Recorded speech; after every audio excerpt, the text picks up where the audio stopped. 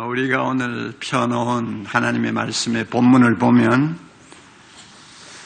예수님은 하나님의 나라가 여자가 가루 서말 속에 넣어서 전부 부풀게 한 누룩과 같다고 이렇게 짤막하게 비유를 들어서 말씀을 하셨습니다. 누룩이라는 것은 원래 성경에 좀 좋지 않는 의미로 사용이 많이 되지요. 그렇다고 해서 또 전부 그런 것이 아니고 좋은 의미로도 사용이 되는 물질입니다. 예를 들면 6월절 제사를 지내는 제물에는 누룩을 쓰지 못하겠죠. 그러나 예물로 하나님 앞에 드리는 제사에는 누룩을 쓰게 했어요. 오늘 주님께서 말씀하신 이 비유에서는 이 누룩이라는 것은 좋은 의미로 하나님 나라의 순기능을 나타내는 특별한 물질로 주님께서 말씀을 하고 계신다는 것을 우리가 염두에 두실 필요가 있습니다. 유대나라는 우리가 잘 아는 바와 같이 밀을 주식으로 하는 나라입니다. 예수님은 아마 날마다 어머니 마리아가 조그마한 누룩 덩어리를 반죽한 밀가루에 집어넣어서 그것을 부풀려 가지고 향기롭고 부드럽고 맛있는 빵을 어떻게 만들어서 식탁에 올려놓는가를 날마다 보면서 익히 알고 계셨을 것입니다. 그런데 이렇게 너무 자연스럽게 알고 있는 내용을 하나님 나라를 설명하는 데 이제 이용을 하신 것이에요. 그러므로 이 하나님의 나라를 누룩과 같다고 하신 말씀 속에 담겨있는 뜻이 무엇일까? 우리가 좀 생각을 해볼 필요가 있어요. 저는 한 3가지로 나누어서 말씀을 드리고 싶습니다. 성령께서 우리 마음을 활짝 열어주셔서 말씀을 깨닫게 하시고 그 깨닫게 하시는 말씀이 우리를 다시 일으키는 능력이 되게 축복해 주시기를 바랍니다. 우선 먼저 하나님 나라라고 하는 말씀을 좀 생각해 봅시다.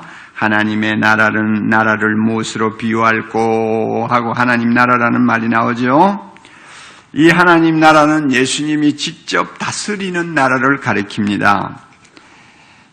이 나라는 우리가 예수님을 믿고 주님을 내 마음에 영접하자마자 내 마음에 임하게 되어 있습니다. 그래서 내가 주님을 믿습니다. 예수님 나의 구주가 되십니다. 하는 순간부터 예수님은 내 마음의 왕자의 자리를 잡으시고 드디어 나를 다스리시는 왕이 되십니다. 그리고 나는 그의 다스림을 받는 나라가 되는 거예요. 내 마음에 이 나라가 시작되고 이 마음에서 이 나라가 완성되어 가는 것입니다. 그리고 복음이 선포되는 곳마다 교회를 통해서 믿는 자를 통해서 하나님의 나라가 전 세계적으로 퍼져나가게 되어 있습니다. 복음이 선포되면 어두움의 권세가 무릎을 꿇습니다. 예수 그리스도의 이름을 전하는 곳마다 죄인들이 회개하고 돌아옵니다. 우리 눈에는 특별한 변화들이 안 일어나는 것 같지만은 예수의 이름이 선포되는 순간순간마다 그곳에는 하나님의 나라가 임합니다. 왜냐하면 어두움의 권세가 물러가고 예수 그리스도의 통치가 곳곳마다 미치는 역사가 우리 눈에 잘 보이지 않지만은 계속 일어나고 있기 때문입니다. 그래서 하나님의 나라는 지금도 교회를 통해서 세계로 확산되고 있습니다. 이 나라는 나중에 예수님이 재림하시게 될 때는 다시는 사망이 없고 애통하는 것이나 곡하는 것이나 아픈 것이 없는 영광스러운 모습으로 그 모습으로 우리 눈앞에 나타나게 될 것입니다. 그 날이 다가오고 있어요. 그때는 이 하나님의 나라가 완성되는 순간입니다. 우리는 이 완성된 하나님 나라를 고대하며 살고 있습니다. 주님이 오시는 그날이 되면은 하나님의 나라의 실체가 우리 눈앞에 나타날 텐데 그 실체가 얼마나 영광스러울까 아무도 표현 못합니다. 아무도 상상도 못합니다. 너무나 영광스럽기 때문에 우리는 그 날을 막연히 그래도 대단할 것을 알고 기다리고 고대하고 있는 것입니다. 이런 의미에서 하나님의 나라는 하나님이 주시는 최고의 선물입니다. 최상의 축복입니다. 영원하고 완전한 행복이요 생명입니다. 사랑하는 성도 여러분, 우리에게 이 나라가 있기에 우리는 이 세상에 마음을 주지 않습니다. 이 세상을 사랑하지 않습니다. 할렐루야. 우리는 이 나라가 있기에 이 세상을 살면서 이런저런 고난을 당하며 눈물을 흘리며 실험을 하고 있지만은 절대로 낙심하지 아니하는 것입니다. 우리가 이 나라가 있기에 악한 세력과 싸우는 것을 우리는 피하지 않습니다. 우리는 이 나라가 있기에 주님의 영광과 주님의 크신 이름을 위하여 나의 것을 들여서 헌신하기를 기뻐하는 것입니다. 우리가 이 나라가 있기에 근심하는 자 같으나 항상 기뻐할 수 있고 어떤 상황에서도 하나님을 찬송하는 거룩한 백성의 모습을 보여줄 수가 있는 것입니다. 이 나라가 있기에 우리는 이 사람과 이 세상 사람과 어떻게 다른가를 보여줄 수가 있는 것입니다. 이 나라가 있기에 죽음을 이기고 영원한 하나님 나라를 향하는 아름다운 나그네 길을 걸어가는 것입니다. 믿습니까, 여러분?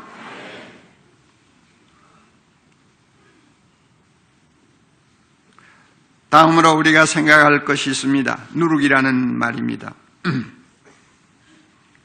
누룩과 같으니라. 왜 하나님 나라를 누룩과 같다고 하셨을까요? 우리 요즘에는 이스트를 쓰니까 잘 모르잖아요. 그러나 제가 어릴 때만 해도 이 누룩이라는 것을 쉽게 볼 수가 있었습니다. 예수 믿는 집이고 안 믿는 집이고 이 누룩이 필요할 때가 있으니까 항상 집에 있어요. 적은 양의 누룩을 반죽한 밀가루 반죽 속에다가 섞어 놓으면 그것이 하룻밤 사이에 따뜻한 구들막에서 빵을 그냥 큼직하게 부풀게 만드는 신비한 능력을 갖고 있어요. 이것을 주님이 지금 주목하라는 것입니다. 적은 양이지만은 반죽 덩어리에 들어가서 조금만 지나면 그것이 변화를 일으켜 부드럽고 향긋한 빵으로 바꾸어 놓는 신비한 능력. 이것이 바로 하나님의 나라와 일치한다는 것입니다. 하나님 나라가 그렇다는 것입니다. 적은 누룩과 같이 별 볼 일 없는 미미한 사람들, 약한 자, 작은 자들이 예수의 이름으로 의와 희락과 평화가 넘치는 하나님의 나라를 온 세상에 퍼뜨리게 된다는 것입니다. 하나님의 백성이 있는 곳마다 하나님의 나라가 계속 퍼져나간다는 것입니다. 이것을 주님께서 누룩을 가지고 주목하게 만드셨어요.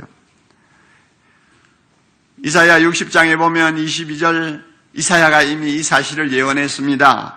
하나님 나라는 어떤 나라냐? 그 작은 자가, 이 말을 바꾸면 가장 작은 자가 천을 이루고 가장 약한 자가 강국을 이루게 되는 기적이 나타난다고 했습니다. 여호와 하나님께서 이 일을 속히 이루시리라고 했는데 벌써 하나님께서 이렇게 일하고 계시지 않아요. 누가복음 12장 32절에는 예수님이 직접 말씀하셨어요. 적은 무리여 무서워 말라. 적은 무리여 무서워 말라. 너희 아버지께서 그 나라를 너희에게 주시기를 기뻐하시느니라. 적은 무리여 무서워 말라. 하나님의 나라는 적은 무리에게 달려있다는 것입니다. 세상적으로 요란하고 화려하고 유명한 사람들의 손에 달린 것이 아니라 누룩과 같이 적은 약한 자, 또 작은 자의 손에, 또 그 수가 얼마 되지 아니한 사람들의 손에 하나님의 나라가 달려있다는 것을 지금 이 누룩을 가지고 주님께서 말씀하시는 것입니다. 이러한 하나님의 나라의 법칙을, 원칙을, 또 정신을 가장 확신하시고 실천하신 분은 예수님입니다. 여러분, 우리가 잘 아는 바와 같이 예수님은 3년 동안 12명의 제자를 훈련시키고 자기를 따르는 추종자가 되도록 만드셨어요. 온 세상을 구원하시려고 하는 그분의 비전에 비하면 너무나 초라한 숫자입니다. 숫자만 초라합니까? 제자들의 배경을 보세요. 대부분이 갈릴리 어부의 출신입니다. 무식한 사람들이요. 그리고 나머지는 그 배경과 경험이 다 각자 다릅니다. 전부 다 끌어모아봐야 무엇을 할 수 있을지 별로 감이 잡히지 아니하는 평범한 사람들입니다. 그럼에도 불구하고 3년 동안 그들을 위해서 예수님은 자신의 정력을 다 쏟았어요. 예수님이 십자가에 못 박히실 때 그들은 전부 다 도망갔습니다. 배신자들이 되었습니다마는 부활하시고 나서 주님은 그 패배자들을 다시 불러가지고 40일 동안 하나님 나라의 꿈을 나누었습니다. 그리고 주님이 그들을 격려하셨습니다. 지금은 너희가 아무것도 못하지만 나중에는 큰 일을 하리라. 지금 너희들이 성령의 충만함을 받게 되는 그날 내가 한 일을 너희도 할 뿐 아니라 더 큰 일도 너희가 할 수 있을 것이다. 제자들을 격려하시고 나중에는 세상 떠나시면서 온 천하 모든 족속을 예수의 제자로 만들라는 한마디 남기시고 손 털고 하늘나라로 가셨어요. 그 초라한 12명을 남겨놓고 주님은 하늘나라로 가셨습니다. 그만큼 믿었다는 것입니다. 이들이 세상을 바꾸어 놓을 수 있을 것이라고 믿었어요. 이들 때문에 하나님의 나라가 세상 구석구석까지 퍼져나갈 것을 예수님은 믿었어요. 그래서 예수님은 세상에 계실 때 다수의 사람들에게 의지한 일이 한 번도 없습니다. 예수님은 세상에 계실 때 사내들은 공회원들과 같은 힘있고 세도 좋은 사람들에게 무엇을 기댄 일이 한 번도 없었습니다. 왜냐하면 12제자와 같이 초라한 사람들, 약한 사람들, 작은 사람들을 통해서 하나님의 나라는 이루어질 것을 아셨기 때문입니다. 그러면 오늘날 누룩은 누굽니까? 예수님의 제자로 부름받은 우리 모두가 누룩입니다. 할렐루야. 누룩은 약하고 작고 가난한 자들을 지칭하는 말이라고 할 수 있습니다. 조그마한 양입니다. 저게 뭐 할까 싶을 정도로 별 볼 일 없이 보이는 것입니다. 그럼에도 가루 서마를 완전히 부풀게 만드는 신비한 능력을 가졌습니다. 아마 우리 중에는 누룩된 우리가 작은 자요 약한 자라고 하니까 아마 자존심이 좀 상하시는 분들이 계실지 모르겠어요. 내가 이래도 세상적으로 알아주는 사람인데 내가 이만큼 성공하고 내가 이만큼 많은 것을 소유하고 사는 사람을 놓고 뭐 약한 자, 뭐 작은 자, 가난한 자 그거 좀 어울리지 않는다 하는 생각을 할지 모릅니다. 그러나 솔직하게 이야기합시다. 우리 한국 교회의 기독교 역사를 보십시오. 또한 뭐 그거보다도 더 멀리 2000년 전 기독교 역사를 보십시오. 누가 이 세상에 하나님 나라가 임하도록 하는 일에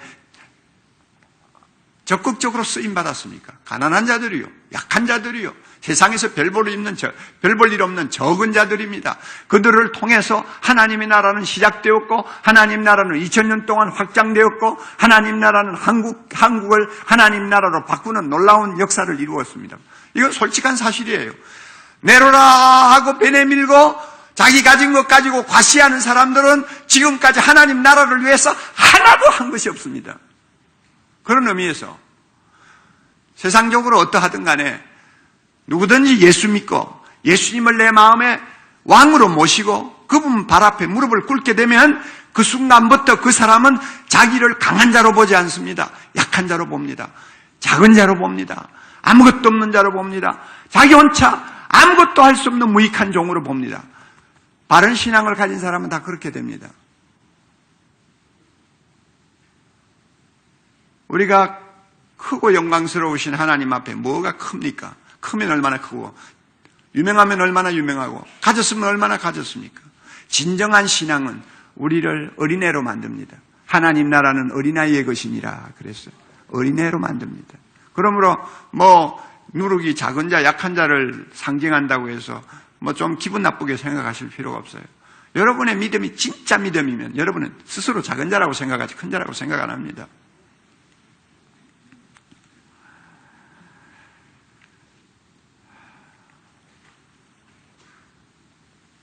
그래서 교회가 항상 관심을 갖는 대상이 누군지 압니까? 작은 자입니다. 약하게 보이는 자입니다. 두세 사람이 모인 자리입니다. 교회는 항상 여기에 주목을 합니다. 왜냐하면 거기에서 하나님 나라가 시작되고 하나님 나라가 팽창하고 왕성되는 기적이 일어나기 때문입니다. 교회는 그런 곳이에요. 저는 25년 동안 목회를 하면서 제자훈련에 심혈을 기울인 사람입니다. 제자훈련이 무엇입니까? 작은 자 하나를 주목하는 목회입니다.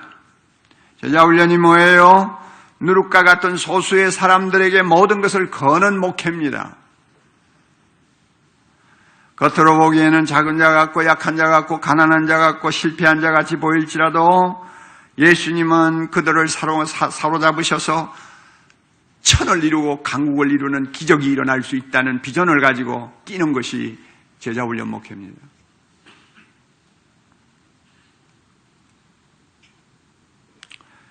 성경을 보면 다수는 헛수입니다. 무리는 허상입니다.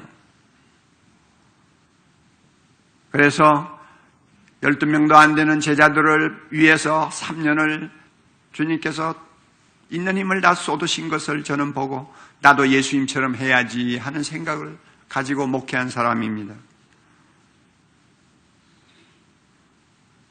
그래서 이런 의미에서 저는요, 대형교회 목사가 아닙니다.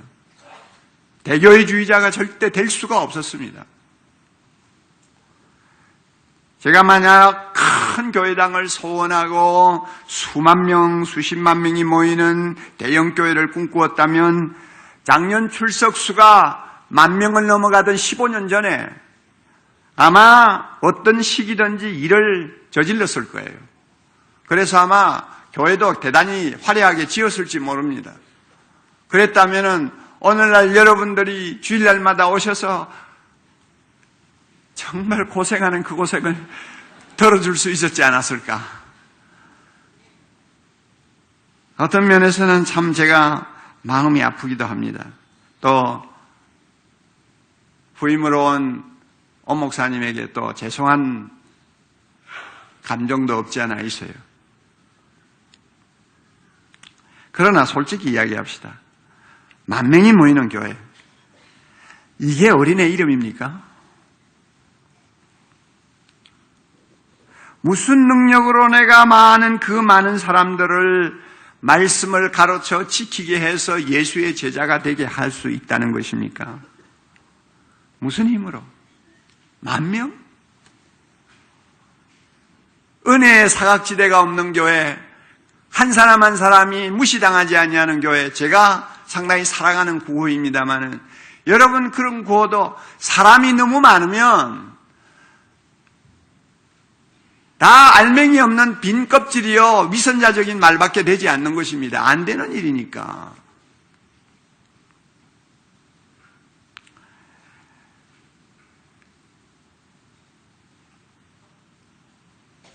그러니 어떻게 몇만 명을 모으는 교회를 만들겠다 하는 생각을 하겠어요.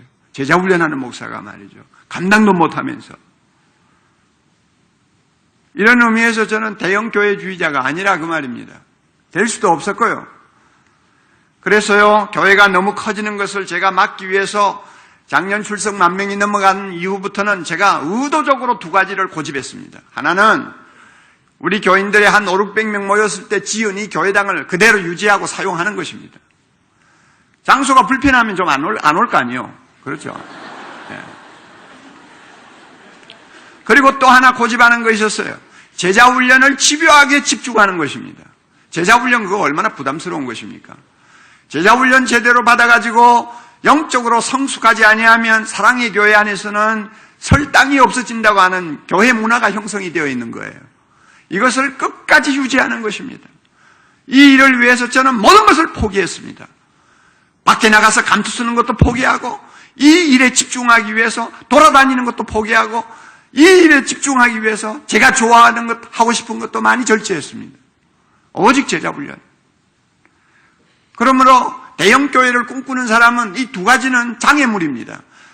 큰 교회당을 지어야 대형 교회가 되고 또 제자훈련 같은 골치 아픈 프로그램은 가급적이면 교회에서 교인들에게 부담을 주지 않도록 해야 교회가 자란다고 생각합니다. 그러나 저는 거꾸로 갔어요. 왜냐하면 교회가 너무 커지는 것을 원하지 않았기 때문입니다. 그럼에도 불구하고 교회는 계속 성장했습니다. 크는 아이를 크지 못하도록 위에서 누른다고 해서 애가 안 크는 거 아니잖아요. 예배실이 모자라가지고 사방을 이리 뛰고 저리 뛰면서 비디오실로 들어가서 예배 드리고 설교자 얼굴을 직접 보고 예배 드리는 사람은 거의 없고요. 그렇잖아요. 저도 또 몸이 약하니까 또 비디오로 또 설교를 많이 하고요. 그 다음에 어린 학생들이 장소 때문에 어려워하고 주차장이 없어서 시험당하고 이런 여러 가지 문제들이 있었음에도 불구하고 교회 성도들은 자꾸 오는 거예요. 막을 수가 없었어요. 우리 교회 성도들도 가슴이 뜨거워서 전도 열심히 해서 데리고 옵니다. 그 사람들 못 들어오게 문을 닫을 수도 없었어요. 그렇다고 교회가 크니까 이제 나누자 해가지고 무 자르듯이 교회를 나누어가지고 사방으로 또 널어놓을 수도 없었어요. 결국은 저의 의도와는 다르게 대형교회 목사가 되어버렸습니다. 그러나 하나님 앞에 저는 솔직하게 말씀드립니다. 저는 크고 화려한 교회당 수만 명, 수십만 명이 모이는 교회를 꿈꾼 일이 없습니다. 이 교회를 지을 때도 저는 교인들하고 티격태격했습니다. 저는 2,000명석, 2,000석 교회당 너무 크다. 좀 줄이자. 저는 그런 사람이었어요. 왜냐하면 2,000석 만들어가지고 다 세 번 보면 6,000명인데 내가 그 6,000명을 어떻게 다 채웁니까? 알을 깝니까? 새끼를 낳습니까? 그래가지고 어떻게 성도들을 그리스도의 제자로 하나하나 다듬어 키웁니까? 어떻게 각 사람을 주목하는 목회를 할 수 있습니까? 내 능력이 있는데. 그래서 저는 대형교회 꿈을 꾼 일이 없습니다. 10,000명의 청중보다도 100명의 예수의 제자를 만드는 교회가 되기를 원했습니다. 이것이 하나님께서 사랑의 교회에 주신 특별한 비전이라고 저는 생각합니다. 그렇기 때문에 하나님이 오늘날까지 30년 동안 엄청난 일을 하셨어요.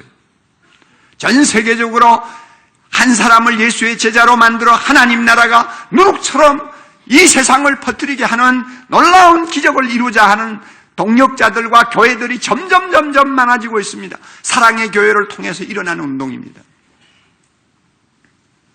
그러나 저는 두려움이 있습니다. 제가 잘했는지.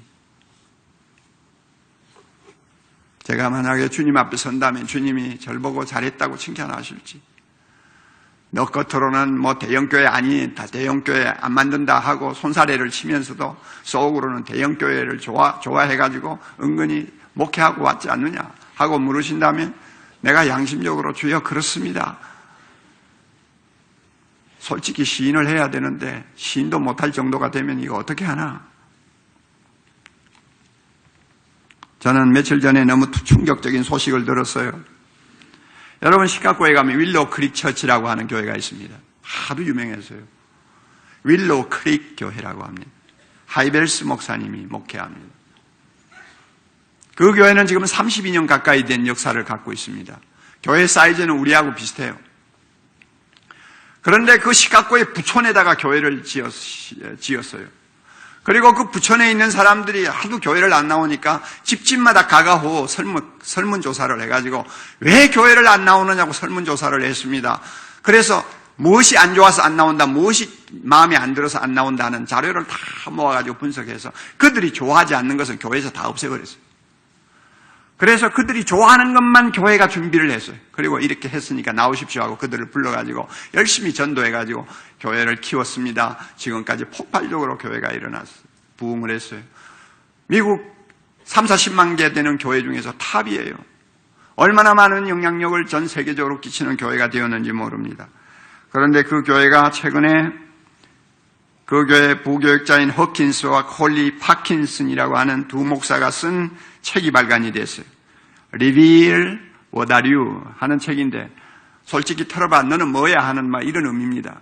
자, 이런 의미의 책을 만들었는데 이것은 뭐냐 하면 지난 32년 동안 그 교회가 사역을 제대로 하였는지 성경적으로 분석하는 보고서였습니다. 하이벨스 목사님이 시킨 거예요. 3년 동안 조사를 했어요. 7만 명 가까운 성도들을 상대로 해서 자세히 조사를 해서 보고서를 만들었는데 한마디가 충격적이었습니다. 결론이 뭔지 압니까? 뭔가 잘못됐다. 우리는 실수했답니다.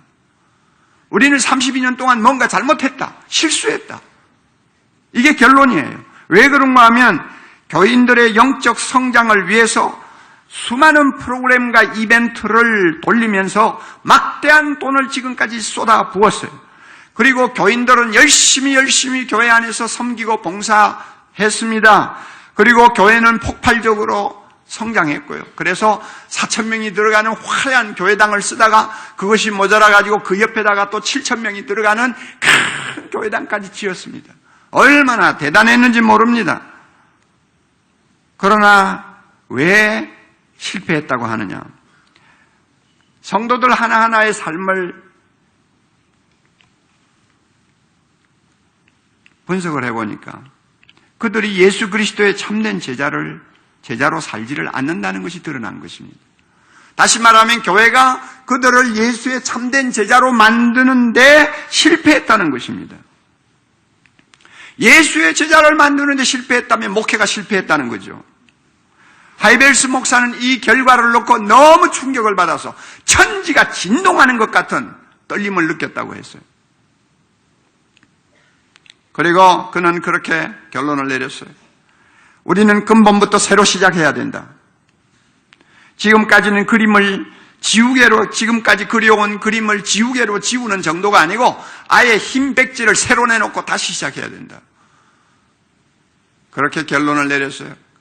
그 사실을 적나라하게 내놓은 것이 바로 이번에 출판된 책입니다. 제가 그 기사에 딸린 코멘터를 보면서 더 마음이 아팠어요. 이런 말이 딸려 있어요.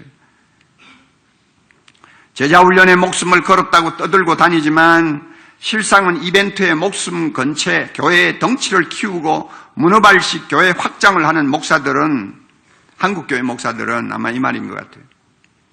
윌로 크릭의 이러한 자기 고백을 어떻게 받아들일까? 마치 제 가슴에 비수를 찌르는 것 같은 말이에요.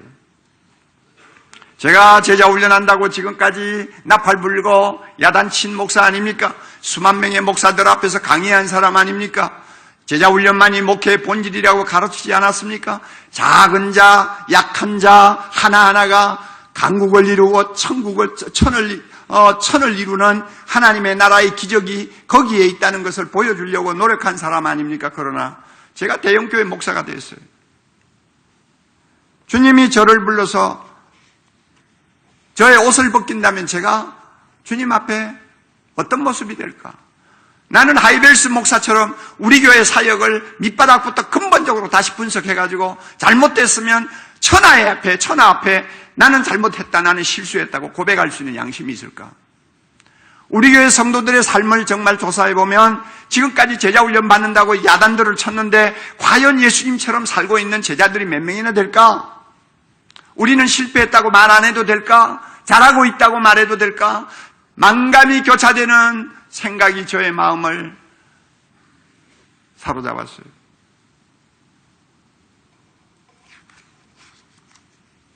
한국 사회에서 기독교를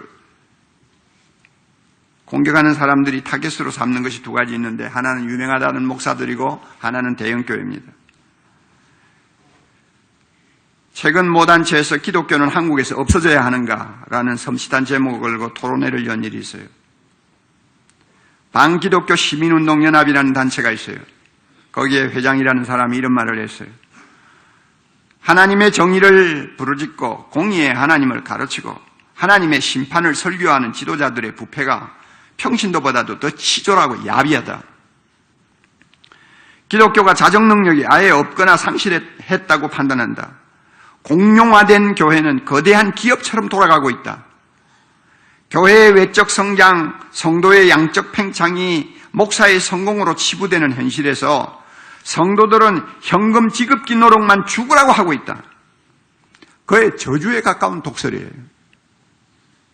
왜 그런지 압니까? 한국교회 목회자들의 이미지가 세상 앞에 어떻게 비쳤느냐? 약한 자, 작은 자의 존재는 경시하고 무시해버리고 화려한 교회당 수만 명의 청중만 가지고 과시하려는 야망에 들떠있는 모습으로 보였기 때문에 그렇습니다. 그러니까 이런 독설이 나오는 거예요. 오늘날 탁월한 영성 지도자인 달라스 윌라드 교수가 참 의미 있는 말을 했습니다. 그가 이런 질문을 던졌어요. 오늘날 교회에 정말로 필요한 것이 뭘까? 더 많은 사람일까? 더 큰 교회당일까? 더 많은 돈일까? 아니면 많은 자랑거리일까? 그의 결론은 아니라고 했습니다. 왜냐하면 성경을 보든지 기독교 역사를 돌아보면 진짜 능력이 있어서 자기 시대를 바꾸고 새롭게 한 교회들 가만히 조사해 보면 언제 이런 능력을 최고로 발휘할 수 있었느냐? 언제? 조사해 보면 큰 교회당이 없을 때, 많은 사람이 모이지 않았을 때, 자랑할 것이 없을 때, 돈이 없었을 때, 이런 참 그의 모든 것을 가지지 못하였을 때, 또 어떤 때는 아예 없었을 때 능력을 최대로 발휘했다는 것을 발견하기 때문이라고 했습니다. 옳은 말이에요. 저도 그렇게 봅니다. 그러면 달라스 교수는 다시 묻습니다. 오늘날 교회에 정말 필요한 것은 무엇이냐고요? 그것은 큰 교회당이 아니고 구름대와 같이 모여드는 청중이 아니라 예수님께 순종하는 삶을 통해서 세상을 변화시킬 도덕성과 능력을 가진 누룩과 같은 제자들이라고 결론을 내립니다. 10,000명의 청중보다도 100명의 제자가 더 중요하다는 말이에요. 이것이 오늘날 누룩을 통해서 주님이 우리에게 주시는 준엄한 메시지입니다. 사랑하는 성도 여러분, 오늘날 주님께서 사랑의 교회를 향해서 요구하시는 것이 무엇이라고 생각합니까? 수만 명, 수십만 명의 청중일까요? 크고 화려한 교회당일까요? 우리는 양심적으로 아니라고 분명히 대답해야 합니다. 그러면 뭘까요? 그 수가 얼마가 되든 간에 말씀대로 순종하는 충성된 제자들의 공동체, 이것을 주님이 원하시는 거예요. 그래서 세상을 하나님 나라로 바꿀 수 있는 적은 누룩이 되라고 하는 것입니다. 우리가 지금 이런 주님의 명령에 순종하기에는 사랑의 교회가 좀 비대증에 걸리지 않았나 하는 생각을 합니다. 제가 은퇴할 때부터 벌써 그런 고민을 하고 있었어요. 그런데 오 목사님이 와서부터도 계속해서 체중이 늘어나고 있어요. 그러니까 제자를 만들려고 하는 정신이 점점 흐려지기 쉬운 거예요. 초점이 흐려지기 쉬운 거예요. 하나님의 나라의 원리를 붙잡는 일에 한계가 오는 거예요. 우리 교역자들은 물론이거니와 장로님들을 위시해서 우리 교회 평신도 지도자들 정신 차려야 됩니다. 그리고 이 위기를 극복할 수 있어야 돼요.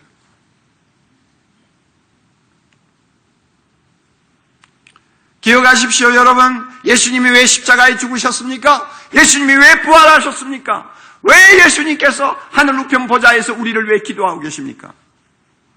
자기를 닮은 제자로서 세상을 하나님 나라로 바꾸어 놓으라고 주님이 그렇게 하신 거 아닙니까?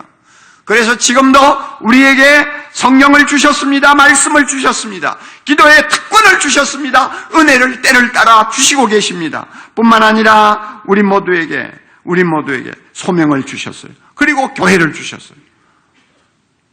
이 모든 것을 주께서 주신 이유는 우리가 누룩이 땅덩어리를 부풀게 하듯이 세상을 하나님 나라로 바꾸라고 주신 것입니다. 끝으로 전부라는 말을 주목합시다. 여자가 가루 서말 속에 넣어 전부 부풀게 한 누룩과 같다. 전부. 누룩은 반죽의 한 모퉁이만 부풀게 하지 않습니다. 가루 서말 전부를 부풀게 한다고 했어요.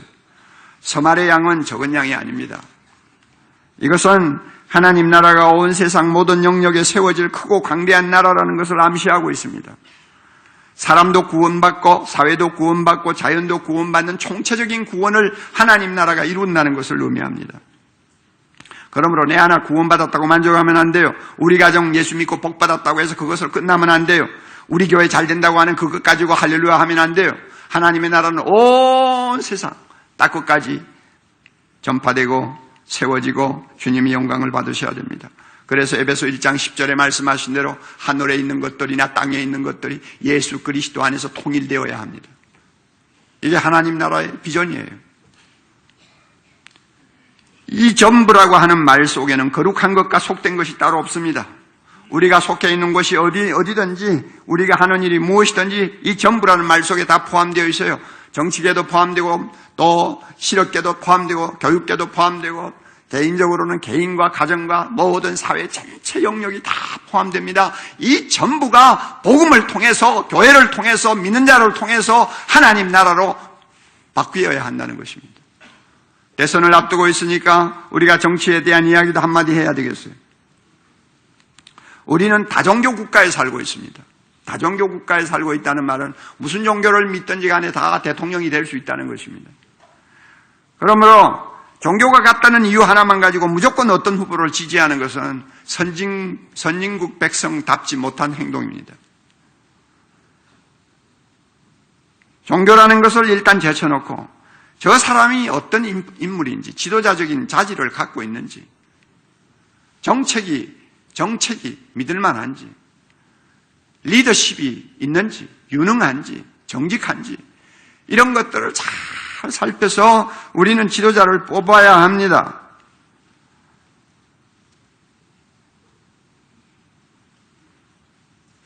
그런데 문제는 겉으로 봐가지고는 도대체 누가 더 나은지를 분별하기가 어렵다는 것입니다. 말만 들으면 그냥 모두가 최고의 지도자들인데 실상은 그렇지를 않다는 것입니다. 그리고 지금처럼 진실 공방이 뜨거워져서 누구 말이 옳은지 거짓인지 참말인지 혼돈을 일으킬 정도의 상황 속에서는 더욱이 사람을 고르기가 어렵습니다.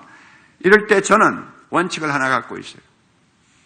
다 비슷비슷할 바에는 원칙이 하나 있다 그 말입니다. 하나님을 진정 두려워할 줄 아는 양심을 가진 사람이 누구냐? 대통령이 되려고 하기 전부터 골방에 은밀히 들어가서 전능하신 하나님, 거룩하신 하나님 앞에 무릎을 꿇고 눈물을 흘리며 간절히 기도할 줄 아는 하나님을 두려워하는 양심을 가진 사람이 누구냐? 그걸 저는 찾고 싶어요. 다 비슷비슷할 바에는 그렇게 하지 아니하는 사람보다는 하나님을 두려워하는 사람이 훨씬 믿음직한 사람이라고 저는 생각하는 것입니다. 이 전부라는 말 속에는 정치계만 포함되는 것이 아닙니다. 이 세상 모든 영역이 다 들어있어요. 그런데 우리들 대부분 저와 여러분 다요 대통령처럼 큰 일을 위해서 부름을 받은 사람은 별로 없습니다. 대부분이 먹고 살기 위해서 마음에 없는 일을 하느라고 하루를 보내는 사람들입니다. 우리가 하는 일이 다 신나는 거 아니잖아요. 다 유익하고 성취감을 주는 것이 아니잖아요. 많은 일이 지겨워요. 그렇다고 벗어버릴 수도 없잖아요. 싫으나 좁으나 날마다 해야 되지 않습니까? 그러나 여러분 알아두세요. 이런 일들이 중요합니다. 하나님의 나라는 이런 일을 위해서 한 생을 사는 약한 자, 작은 자, 평범한 자들을 통해서 역사가 일어나는 것이기 때문입니다. 믿으시기 바랍니다. 예수님의 제자로서 평범하고 눈에 띄지 않고 무시된 존재로서 사는 때는 초자연적인 하나님의 은혜가 필요하다는 기발한 말을 한 사람이 있습니다. 그래요, 우리는 평범하기 때문에 하나님의 은혜가 더 필요한 사람이에요. 내가 대통령이 되었다면 가만히 있어도 일할 맛도 나고 사람들에게 그냥 여러 가지 면에서 존경과 또 신뢰를 받으니까 기대를 받으니까 뭐가 또 영차 할 수도 있겠지만 아무도 알아주지 아니하는 주부, 아무도 알아주지 아니하는 어떤 곳에서 빛도 없이 이름 없이 하루하루를 사는 사람들에게는 진짜 은혜가 필요한 것입니다. 그 은혜가 있어야 내가 예수의 제자로 살 수 있는 것입니다. 작은 자이기 때문에 은혜가 더 크게 필요한 것입니다. 약한 자이기 때문에 은혜가 더 넘쳐야 하는 것입니다. 그래야만이 내가 있는 곳에서 누룩이 되죠. 내 모습이 하찮은데 은혜까지 없다든지 은혜가 작으면 어떻게 하루하루를 하나님의 영광을 위해서 살 수 있겠어요? 은혜를 받아야 돼요. 그래서 하나님께서는 사람의 신분 가리지 않고 은혜를 주신다고 약속했어요. 쉬지 말고 기도하라고 하지 않아요. 주야로 말씀 묵상하라고 하지 않아요. 은혜의 보좌 앞에 날마다 나오라고 하지 않아요. 왜 그럽니까? 은혜 주겠다고. 너는 평범한 사람이니까, 너는 하찮은 사람이니까, 너는 작은 자니까 은혜 없이는 안 돼. 은혜 없이는 하나님 나라를 위해서 누룩처럼 인생을 살 수가 없어. 은혜 받아야 돼. 그래서 우리가 은혜 받으려고 하는 거 아닙니까? 그래서 은혜를 받으면 우리 안에 놀라운 하나님의 능력이 나타납니다. 누룩이 소리 없이 주변의 모든 밀가루를 반죽을 변화시키듯이 마음의 주님을 모시고 있는 사람들이 되면은 우리를 통해서 주변에 반응이 일어나게 되어 있습니다, 여러분. 예수님을 내 마음에 모시고 하나님 나라가 내 안에 있는데 나를 통해서 주변의 사람들에게 영향이 가지 않는다면 이상한 거죠. 왜 내가 끔찍한 고통을 당하면서도 감사하고 있는지 주변 사람들이 보면서 영향을 안 받아요? 왜 저렇게 어려운 일을 당하는데도 절망하지 않냐고 엎드려 무릎을 꿇고 주여 믿습니다 하고 말하는지 나를 보고 그 사람들이 영향을 안 받아요? 왜 원수와 같은 사람을 사랑하고 용서하는지를 보고 그들이 영향을 안 받습니까? 내가 말씀을 들고 가서 전하는 복음 앞에 그들이 변화되지 않겠어요? 내 하나가 있는 곳에 하나님의 나라가 임하는 것입니다. 할렐루야. 내가 만나는 사람에게 하나님의 나라가 점령되는 것입니다. 할렐루야. 나는 작아요. 나는 평범해요. 별거 없어요. 그러나 하나님은 나 같은 것을 사용하셔서 이 세상을 하나님 나라로 바꾸시기를 원합니다. 할렐루야. 그러므로 우리의 존재가 얼마나 중요한지 모릅니다. C.S. 루이스가 말한 것처럼 이런 의미에서 우리에게는 평범한 사람이 하나도 없는 것입니다. 우리는 절대 평범하지 않습니다. 약하다고 평범한 거 아니에요. 작다고 평범한 거 아니에요. 가난하다고 평범한 거 아니에요. 하나님은 우리를 대단한 존재로 보십니다. 우리의 모습은 영광스러운 모습입니다. 사랑하는 성도 여러분, 역사의 최후 승자는 하나님의 나라입니다. 이 우주에 하나님 나라만이 충만하게 될 것입니다. 그 나라를 다스릴 예수 그리스도가 영광중에 나타나시면 우리는 영원한 나라에서 영원토록 해와 같이 빛나는 하나님의 백성이 될 것입니다. 그 나라를 위해서 우리가 이 세상에 살면서 쓰임을 받는 작은 누룩이 된다는 거 얼마나 영광스러운 일입니까? 얼마나 감사할 일입니까? 할렐루야. 얼마나 감사할 일입니까? 자비로우신 하나님, 우리에게 하나님 나라를 주신 것 감사합니다. 우리 마음에 하나님 나라를 모시고 이 세상을 하나님 나라로 바꿀 수 있는 작은 누룩이 되게 해주신 것 감사합니다. 우리는 세상적으로 보아 약한 자고 작은 자입니다. 그러나 주님은 우리를 크게 보시고 하나님 나라를 맡기셨습니다. 사랑의 교회가 이 사역을 위해서 예수의 제자들을 만들어내는 하나님이여 참 놀라운 교회로 오늘까지 사용해 주셨습니다. 이제 우리 오 목사님과 우리 부교육자들, 우리 장로님들과 평신도 지도자들이 한마음이 되어서 이 교회가 가야 될 길이 어딘지, 주님이 원하시는 것이 무엇인지 깊이 깨달아 이 시대적인 사명을 감당하여 사랑의 교회 때문에 한국 교회가 갱신되게 하시고, 사랑의 교회 때문에 이 나라에 하나님의 영광이 임하는 것을, 사랑의 교회 때문에 온 세계 교회가 거룩한 제자들로 벌떼와 같이 가득해지는 날이 임할 수 있도록 축복해 주시옵소서. 주여 어서 오시옵소서. 주님의 나라가 하늘과 땅에 충만한 그날이 어서 올 수 있도록 주님이 재림하시고 우리를 거룩한 나라로 인도해서 영원토록 주를 찬양하게 하옵소서. 예수님 이름으로 기도하옵나이다.